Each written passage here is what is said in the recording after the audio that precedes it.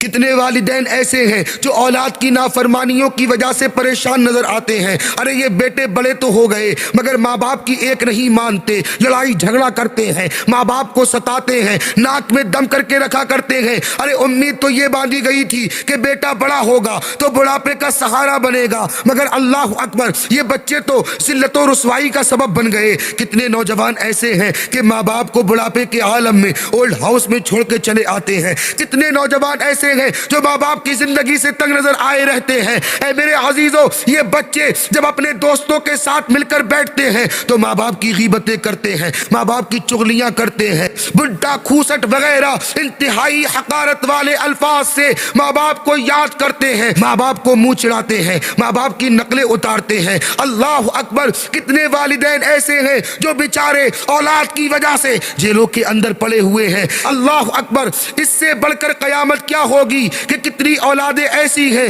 جو اپنے ماں باپ کو مارتی تک ہیں، والدین کو قتل کر ڈالنے تک کی خبریں اخباروں میں چھپی رہتی ہیں۔ اللہ کی پناہ، یہ انتہائی ظلم ہے، جبکہ اللہ تبارک و تعالی تو قرآن پاک میں فرما رہا ہے فَلَا تَقُلْ لَهُمَا اُفٍّ وَلَا تَنْهَرْهُمَا، اور تو ان سے اف تک مت کہنا، انہیں جھڑکنا مت۔ اللہ اکبر، قرآن پاک تو اف تک کہنے سے منع فرما رہا ہے۔ اب وہ لوگ ذرا غور سے سنیں جو اپنے ماں باپ سے بدتمیزی کرتے ہیں، جو اپنے ماں باپ کو ستاتے ہیں، جو اپنے ماں باپ کو آنکھیں دکھا کے بات کرتے ہیں، جو اپنے ماں باپ کو ذلیل اور رسوا کرتے ہیں، جو اپنے ماں باپ کو مارتے ہیں، ان کے لیے کس قدر سخت حکم ہوگا۔ ارے یہ ماں باپ ہیں، ان کے حق تو اتنے زیادہ ہیں۔ حدیث پاک میں ہمیں بتایا گیا یہ ماں باپ جو ہیں یہ تمہاری جنت بھی ہے، یہ ماں باپ تمہاری دوزخ بھی ہے۔ اگر تم ان کو راضی کر لو گے تو جنتی ہو جاؤ گے، اگر تم ان کو ناراض کرو گے تو جہنم میں ڈالے جاؤ گے۔ اللہ پاک کی رضا ماں باپ کی رضا میں ہے، اللہ پاک کی ناراضی ماں باپ کی ناراضی میں ہے۔ ارے ماں کے قدموں تلے جنت ہے،